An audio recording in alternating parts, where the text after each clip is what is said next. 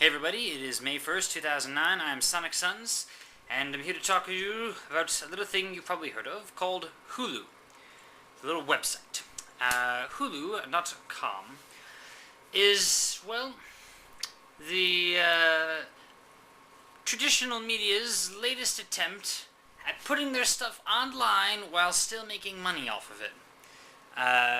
You may have heard there was like a Super Bowl commercial, Alec Baldwin and stuff. It was an evil plot to destroy the world was their deal. Apparently they did a pretty good job of marketing, if here I am repeating that. Anyway. Basically it's like a whole bunch of random TV shows, etc. all available on their website here. I got anime called Bleach. I was recently watching, they have like 75 episodes up here or something. Previously to that, there was something called Mushishi. Which is really cool anime, and like they had all of it up, like I think 26 episodes up for a while, but like the latter half of it was gonna get taken off the site after a while. I don't know, for whatever reason, ran out of licensing or something. So I totally had this thing where I had like every episode opened in a different tab. So theoretically, like they'd be open already, and then I could still watch them after the deadline that didn't work. In the meantime, I was trying to watch the stuff off of my laptop here, which has a couple of constraints to it that TV doesn't have. Namely, this laptop has incredibly crappy speakers. There's a lot of like putting the laptop like up and then like putting my face like near to get my ears closer to the. These are the problems with the service if you have a bad computer. Of course, the giant benefit is you can get whatever show, whenever.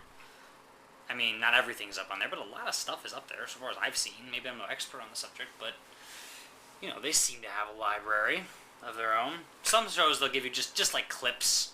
You get, 101 20-second clips from different episodes, like, eh. Other shows, they give you, the whole flipping thing, and you're like, here's, the first 3 seasons or something, and you're like, wow, that's pretty cool.